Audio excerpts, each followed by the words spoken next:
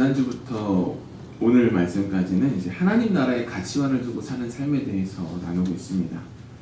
지난주 말씀의 핵심은 어떤 상황에 있든지 하나님의 나라를 너무 영적인 세계로만 만들지 말고 지금 우리가 있는 곳에서 우리가 가지고 있는 것이 하나님의 날이 왔을 때 화가 될 것인지 축복이 될 것인지 살펴야 한다는 것, 그리고 우리가 가지고 있는 것을 활용하여서 우리 주변을 하나님 나라로 바꿔 나가야 한다는 것이었습니다.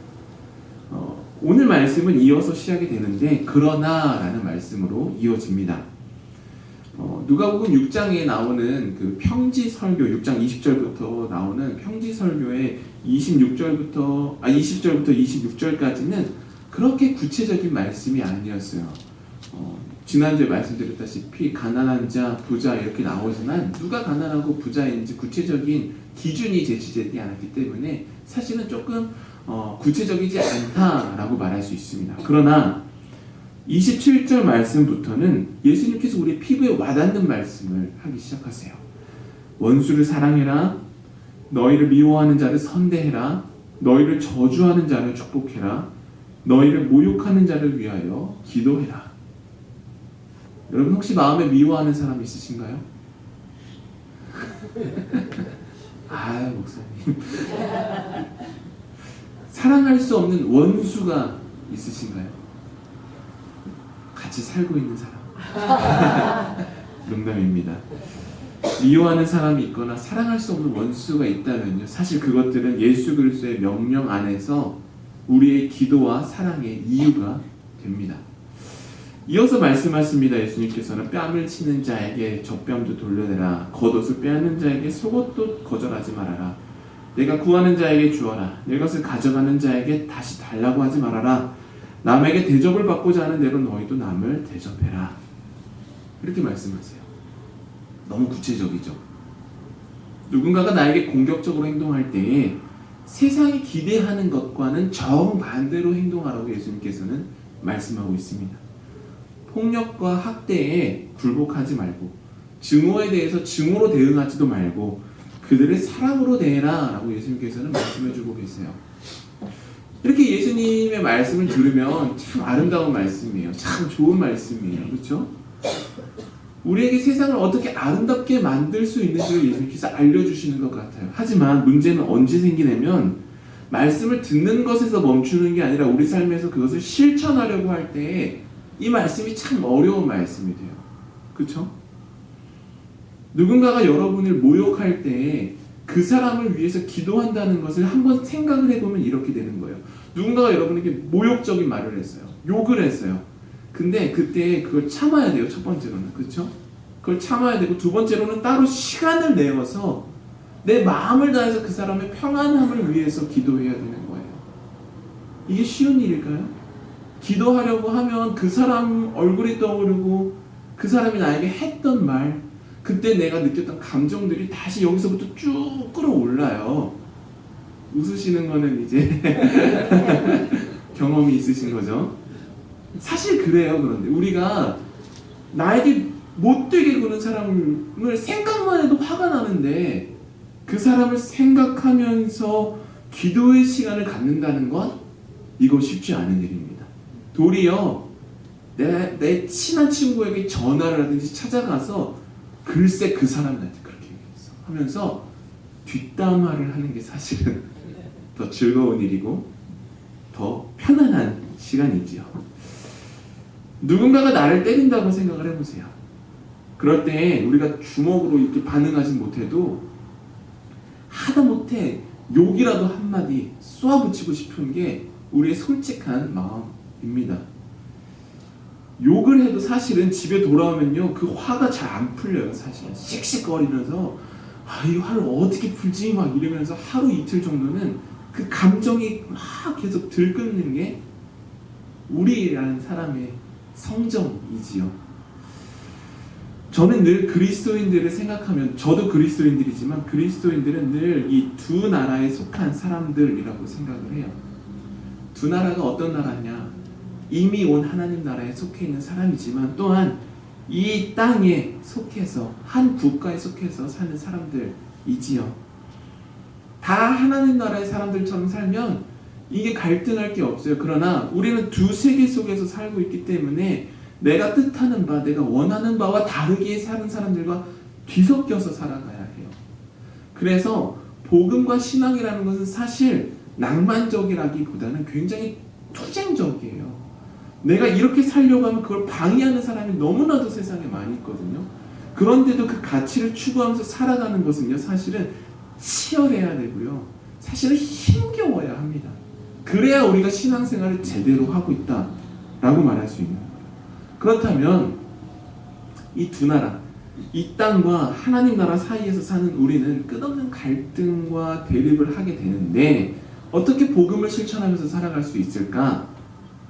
지난주 말씀도 그렇고 이번 주 말씀도 그렇고 다 문자 그대로 실천하면서 살아갈 수도 있습니다. 그러나 저는 예수님께서 우리에게 단순히 하나님의 나라의 가치를 두고 사는 사람들은 이렇게 살아라 이렇게 살아라 어떤 행동 리스트를 주셨다고 생각하지 않아요.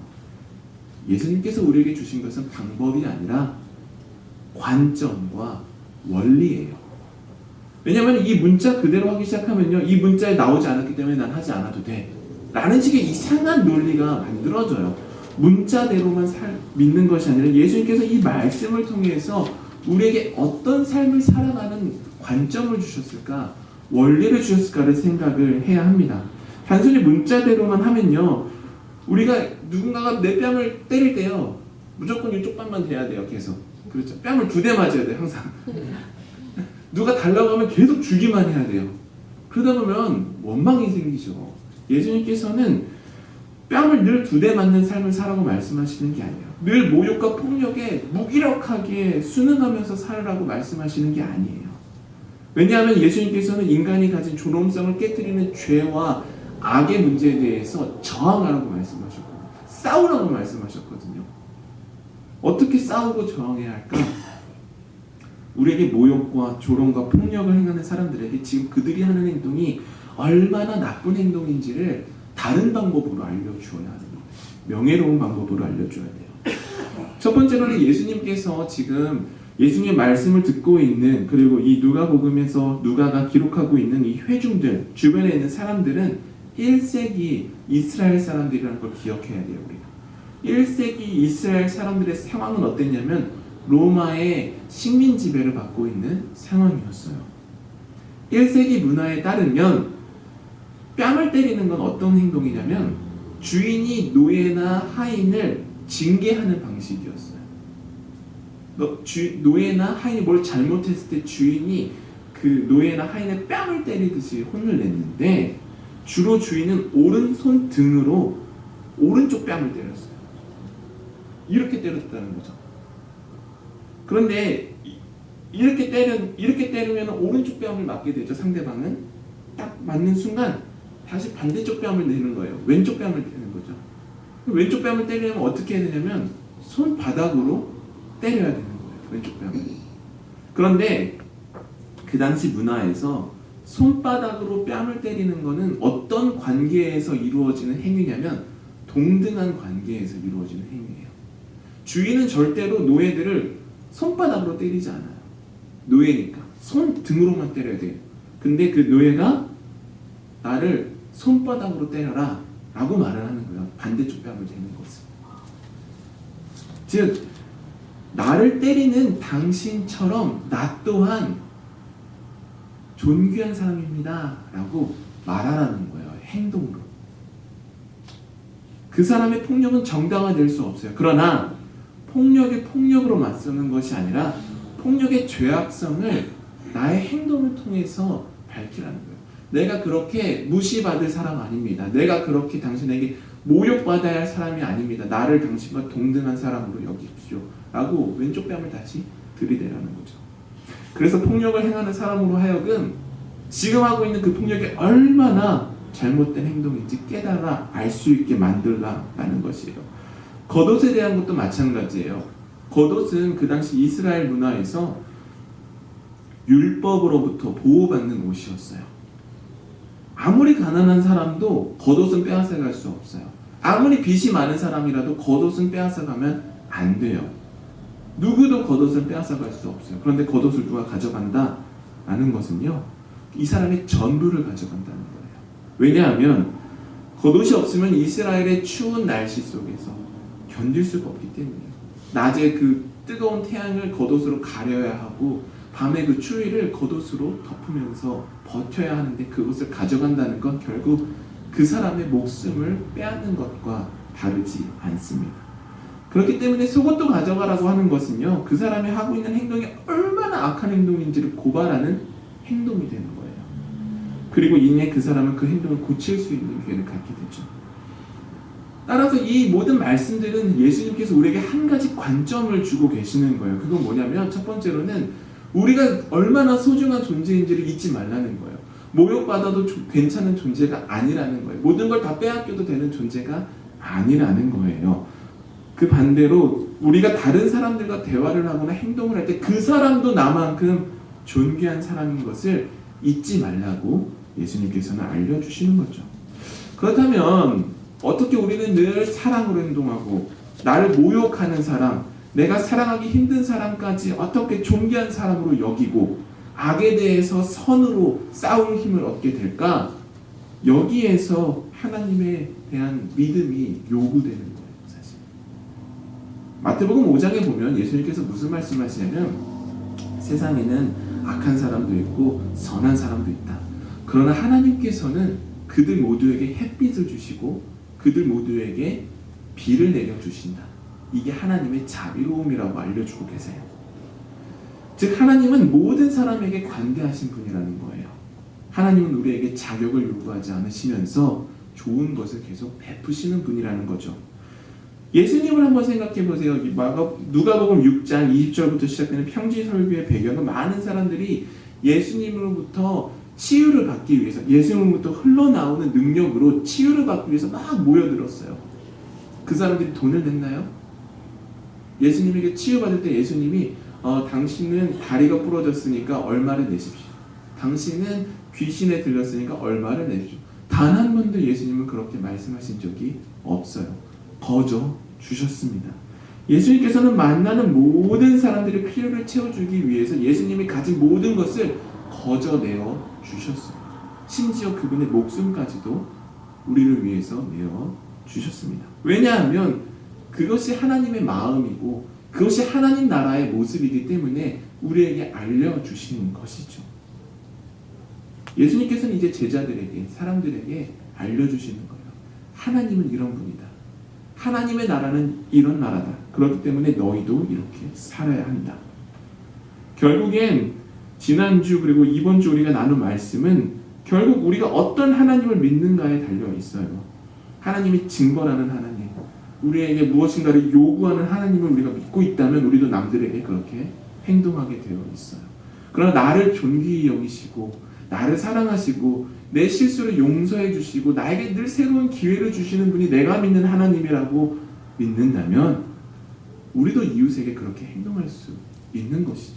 남들을 존귀히 여기고 그 사람이 악한 행동을 했을 때 똑같이 받아치는 것이 아니라 사랑의 방법으로 그들에게 다시금 뉘우칠 수 있는 기회를 주는 것, 그것이 바로 우리가 해야 하는 일입니다.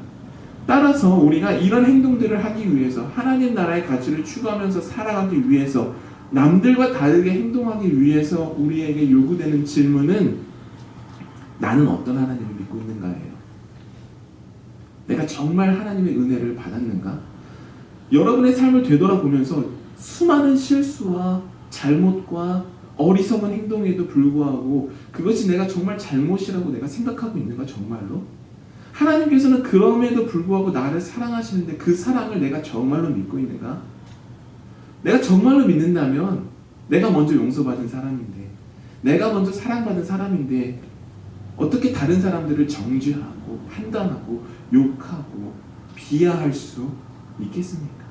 내가 먼저 그렇게 사랑을 받았는데, 내가 먼저 그렇게 용서를 받았는데 용서받은 사람이라고 더 높은 사람인가요? 그렇지 않죠. 받은 사랑을 나눠줄 뿐이에요. 우리는 하나님의 나라의 가치를 추구하며 사는 사람들은 적습니다. 물론 세상에 그리스도인들은 참 많아요. 기독교인들이 세상에 얼마나 많은지 몰라요. 그러나 이 가르침들을 실천하면서 사는 사람들, 이 하나님 나라의 가치와 원리를 따라서 살아가는 사람들은 적습니다. 그러나 예수님께서는 하나님 나라를 겨자씨에 비유하셨어요. 이 겨자씨는 아주 작고 보잘것없지만 이것이 심겨지고 자라게 되면 나무가 되어서 많은 새들이 와서 쉬게 된다.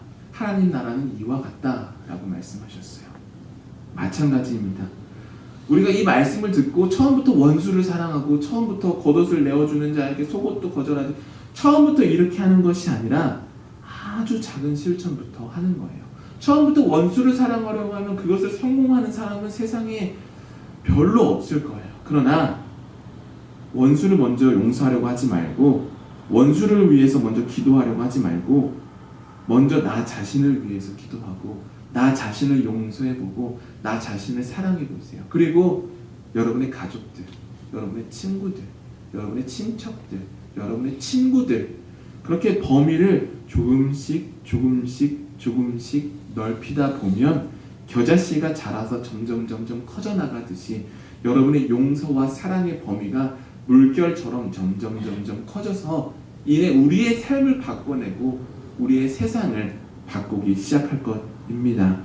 물론 인간은 흙으로 빚어졌기 때문에 날마다 실수하고 잘못된 행동을 합니다. 그것이 흙으로 지어진 우리 인간의 한계입니다. 그러나 동시에 우리는 하나님의 형상이고 하나님의 호흡을 가진 자임을 잊어서는 안 되겠습니다.